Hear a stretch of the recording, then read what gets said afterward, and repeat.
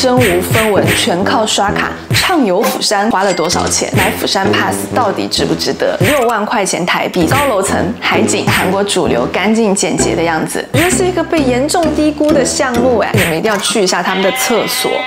嗨，我是安娜，欢迎回到我的频道。前几天呢，我们刚去了釜山家族旅行，结果这一次闹了一个大乌龙。我们没有带任何现金，还忘了带提款卡，也就是我们在釜山的5天4夜，除了信用卡之外，身上是完全没有任何现金的，直接把一个普通的家族旅行升级成了 hard 模式。所以今天就要来和大家分享，身无分文，全靠刷卡，畅游釜山，可能吗？这一集呢，我就会结合我们在釜山拍摄的片段，加上我在这里的现场解说，和大家分享这几天我们纯靠刷卡在釜山吃的、玩的、住的。我还整理了这几天所有的小票，来看一看我们在釜山花了多少钱。还有大家很关心的，像我们这样子带小孩还有小孩的家庭，买釜山 Pass 到底值不值得？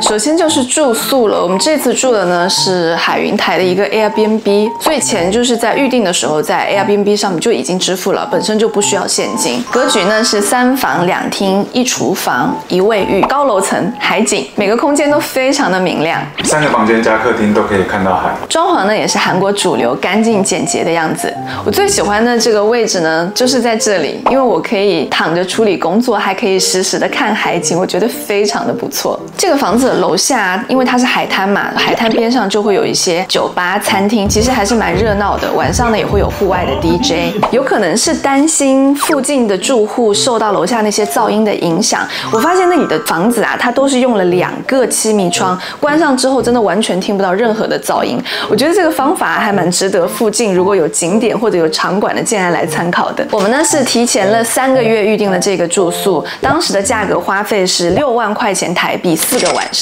说实话，我觉得3个房间可以整整睡6个人，而且在那个地点，我觉得价格已经算是蛮便宜了。但结果回来之后啊，手贱的去搜了一下，我发现下个礼拜的住宿同样是4个晚上，花费只要1半还不到。在和房东聊天的过程中啊，我知道原来大部分的韩国人去海云台度假呢，都会选择8月的第1个礼拜或者第2个礼拜，所以那段时间呢算是他们的旺季，价格自然也就会贵不少。所以大家如果计划来海云台玩的话，在时间允许的情况下，可以查一下淡旺季的价差。另外，我觉得美中不足的是，海云台这样子类型的 Airbnb， 因为价差非常大，所以接待的人群的水准也是有一定的参差的。公共空间的维护呢，也不是很好。比如在等电梯这类会使用到公共空间的时候，和住5星级饭店的差异是非常非常明显的。不过我对这个价格可以订到这个房子还是非常满意的，毕竟隔壁就是 Signal。我们住在 Signal 的价格，当时我去算，我记得好像是会比我们订这个 Airbnb 的价格要高出很多很多。而且这个住宿呢，也确实非常符合我们家的需要。在我们不外出玩的时候，小朋友即便是在自己家中，也是有非常充足的活动空间，更像家的感觉。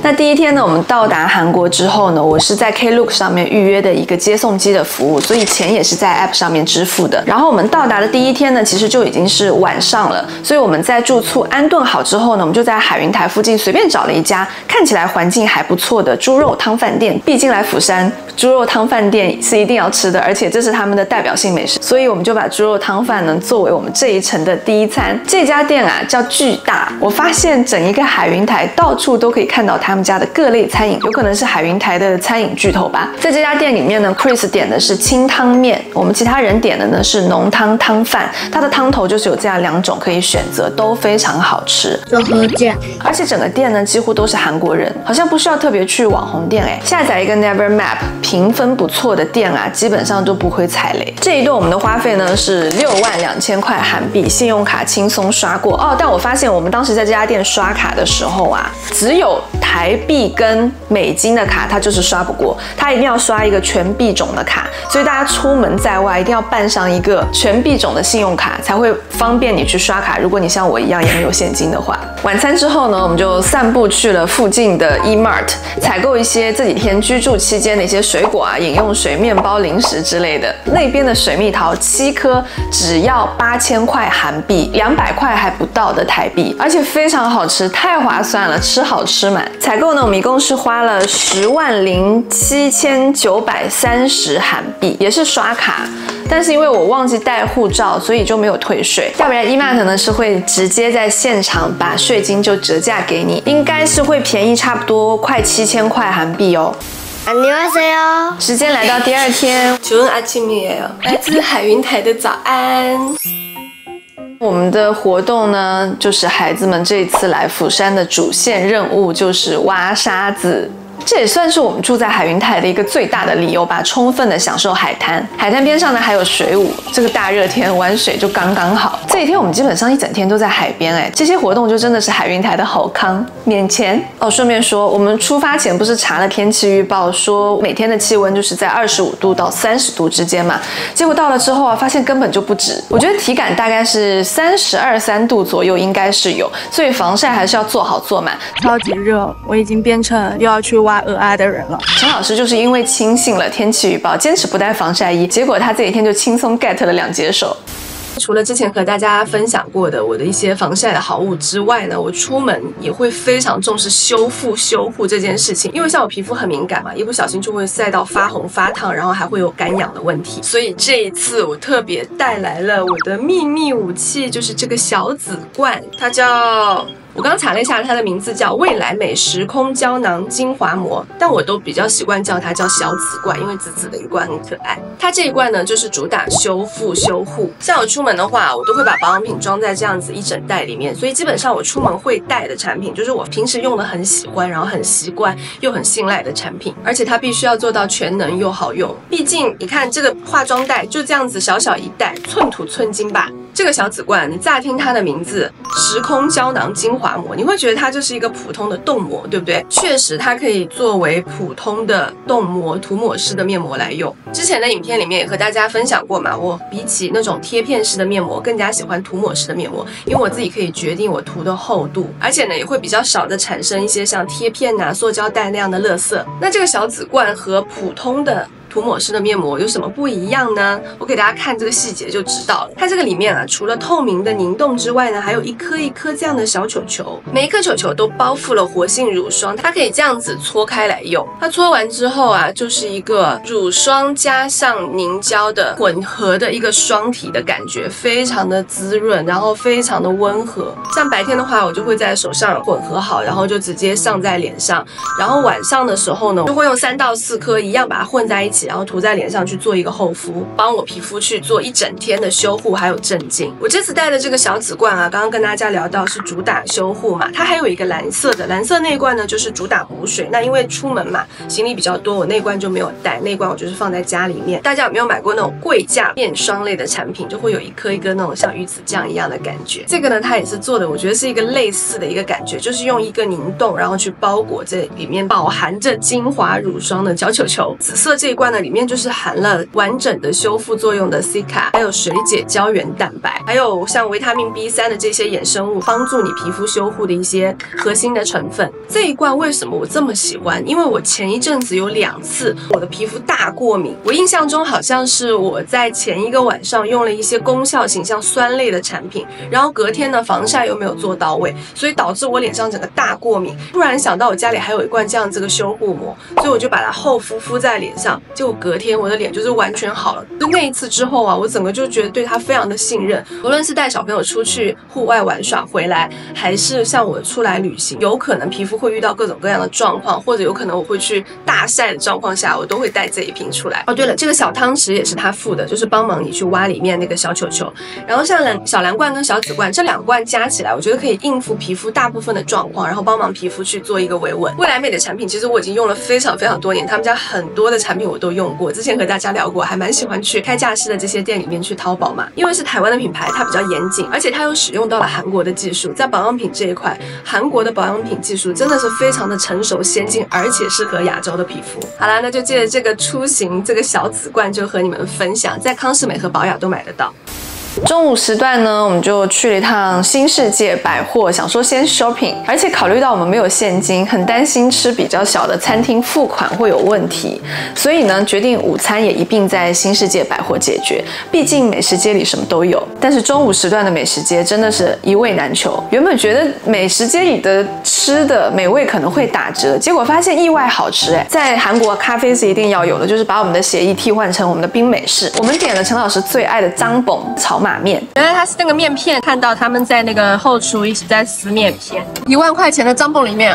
还有螃蟹，天哪！然后 Chris 和 Lisa 呢，整个被这个饭团吸引。Chris 一个人就吃了3个饭团，也是不懂到底有多好吃。这一顿呢，虽然有点潦草，但是我觉得口味并不马虎，而且信用卡也是完全没有问题的。这天的晚餐呢 ，Chris 突然说要吃麦当劳，他说他要尝一尝韩国的麦当劳跟台湾的麦当劳到底有什么不同。我们一开始呢是打算点外送的，顺便我们就再点一些像炸酱面之类的回来吃。结果发现呢，基本上我们在韩国可以用的外送的 App 都是需要实名认证，再加上我们没有现金的状况，所以我们点外送的这个计划呢就是大失败。最后呢，我们就决定我们自己去附近的餐厅打包回来吃。那麦当劳自然就是可以刷卡嘛，但是中餐厅他们的现场点餐的那个菜单和外送菜单不一样，外送菜单就是必须要用外送的 App， 可是外送的 App 呢就又要实名认证，反正就这个死胡同又绕回来。还好那家中餐厅的人非常的好，我呢英文 OK， 中文 OK， 韩文略破，然后店员呢是英文略破，韩文有釜山口音，好险他会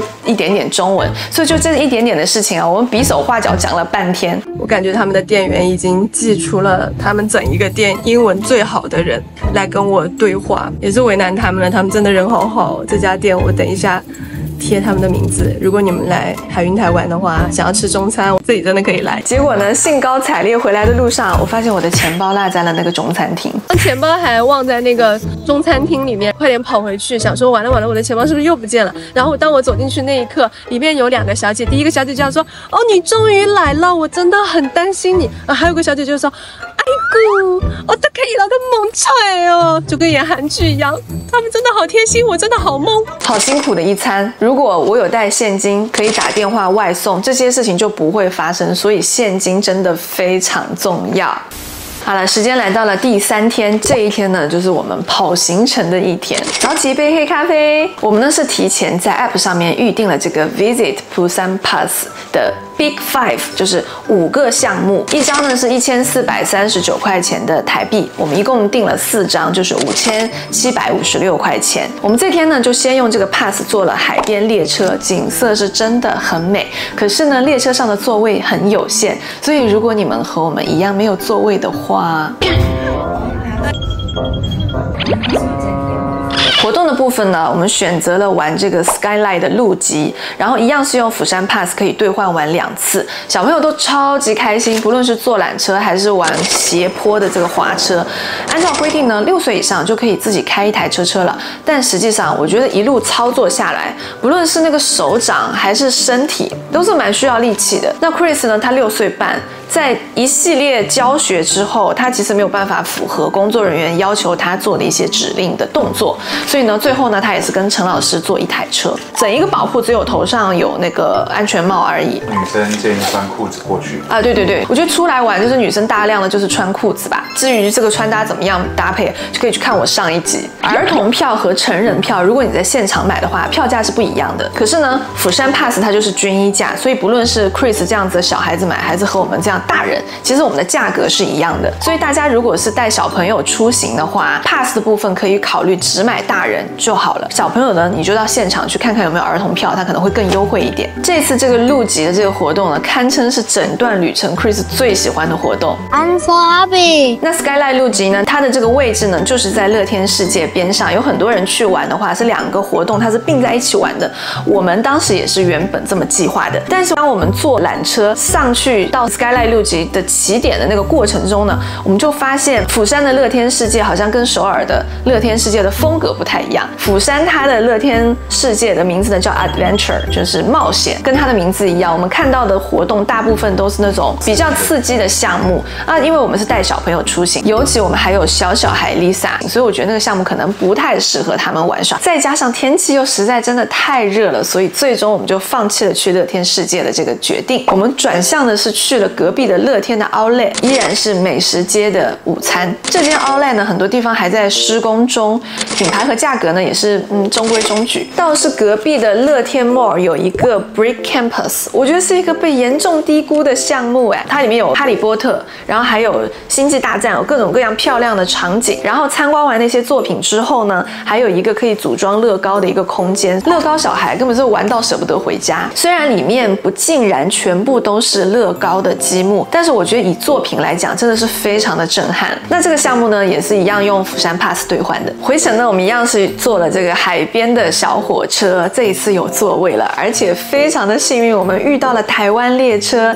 它的外包装跟车内的广告全部都是台湾，在异国看到台湾，就是会有一种亲切感。晚餐呢，就是随便在 Never Map 上面找了一家评分比较高的烤小排。Grace 在台湾非常少吃肉，结果这次来釜山一直都说肉好好吃，好好吃，所以呢，慢慢的喜悦点又是再增加100点。结账呢也是很幸运，就是可以刷卡。时间很快哦，来到了最后一天玩耍的时间，依然是早起一杯黑咖啡的一天，然后再加上海滩散步。原本呢，我们计划是吃传统早餐，结果就是因为我们起来拖拖拉拉又一群人，所以呢，这个早餐就变成了早午餐。这一天呢，我们就是吃到这个元祖鲍鱼粥。在韩国吃东西啊，你走在马路上，只要看到元祖这2个字啊，基本上就不会错。就类似像在台湾看到什么第一家这样子。古早味，我们呢把菜单上可以点的品项基本上全部都点了，但是海带汤就是忘记拍，可是真的非常好喝。虽然是传统店啊，但还是一样可以刷卡。吃完饭之后呢，就散步到了 Access Sky。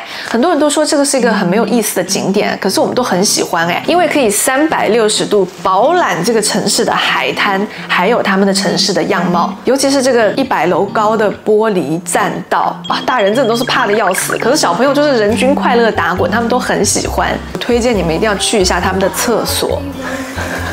这个厕所的景色真的是还蛮不错的，就是你可以边上厕所，尤其是女生，因为女生是坐着的嘛，坐在那个马桶上，然后看这个100楼高的无敌海景，我觉得真的是体验非常的棒。然后呢，来到这个世界最高的星巴克，顺手就是带几个星巴克的杯子回家吧，这是一定要打卡的。中午呢，趁着小朋友回家午休，我和陈老师呢就去了一趟旁边的小市场买糖饼。这几天好像都一直在吃什么美食街或者连锁店，就很少有机会吃到这样子的传统美食，所以我们决定就抓住这个时间，要去吃一吃釜山特有的有坚果在里面的这个糖饼。原本看到这家小店呢，我就是心凉了一半，觉得这一次一定是没有办法刷卡了，因为它就是很像我们台湾夜市里面的店。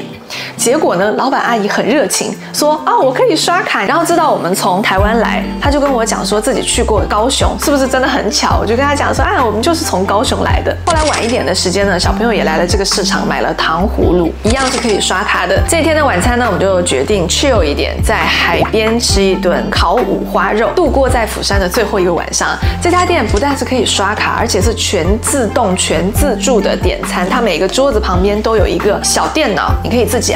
按完点餐之后，你就把卡片插进去，它就自动刷卡了。如果有些旅游区经常会有外国人，我觉得有这样子的机器真的可以帮到老板，也可以帮到游客。外国人真的是感受到了100点的便利。最后一天啦，我们呢是因为是中午的飞机，所以一大清早睁眼我们就去机场了。釜山机场退税呢，至少有3个关卡，基本上每个关卡都是要排队的，加上 check in 的时间，而且小朋友又会拖拖拉拉，所以像我们这样的家庭，我觉得抓2个小时提前到机场真的是刚刚好。机场呢就是自然一切都可以刷卡，早午餐一样吃的是美食街，但还是很好吃啦。所以呢，到这里我们的身无分文之旅呢也算是平安结束。所以你说身无分文游釜山游韩国到底行不行？我觉得是行的，因为现在真的各种 app 真的都非常的方便，包含我们这几天的计程车我都是用 Uber， 沟通呢也是可以实时翻译，也完全没有问题。结账也是从我直接绑定好的台湾的信用卡里面直接扣款，但是没有现金确实很多时候会战战兢兢。比如我们第3天去吃那一家烤小排的时候，吃到一半的时候，我跟陈老师四目相对说，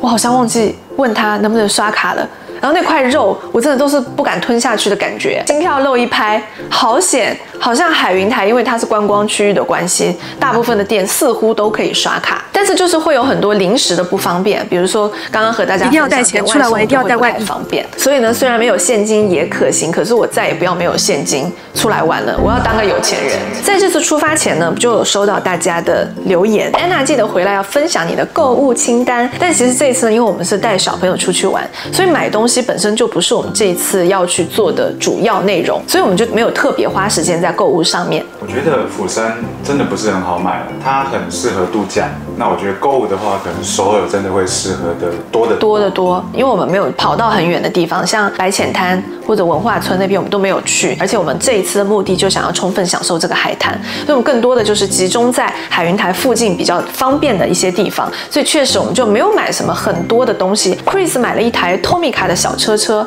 然后 Lisa 买了 Tayo 的玩具，然后在 Brick Campus 买了2个小人偶，然后我在户买了唇膜，然后买了迪奥的唇釉，然后陈老师买了2条裤子啊，还有星巴克买了3个杯子，没啦，就这一些，就是非常的平平无奇，所以我觉得没有什么特别要跟大家分享我们的购物清单，这就是我们购物的全部内容。如果我们有那种专程购物行程，再跟大家分享。来和大家聊一聊釜山 Pass 的感受。我们这次5天4夜，有小孩有小孩的状况下，其实我们的釜山 Pass 到最后是没有玩光的，因为它可以兑换一共5个项目嘛。其实我们到最后只兑换了4个项目，因为其实釜山 Pass 里面它的游玩的景点啊，很多都是蛮分散的。然后像我们这样子一大堆人，我觉得坐公共交通呢又不是很方便，所以我就更多的会选择打车。可是有一些像我很想要去坐那个松岛的海上的那个缆车，可是看了一下时间，开车要半个小时，我觉得实在是带着小朋友的状况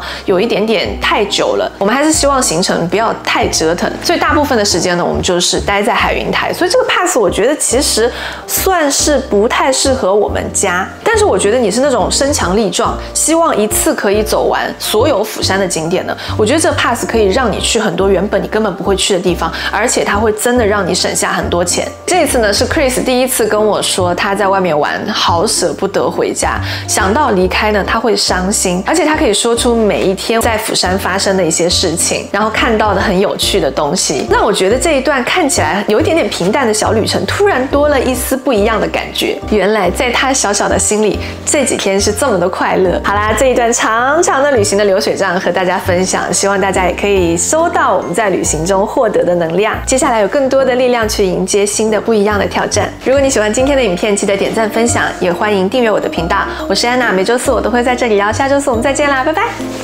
감사합니다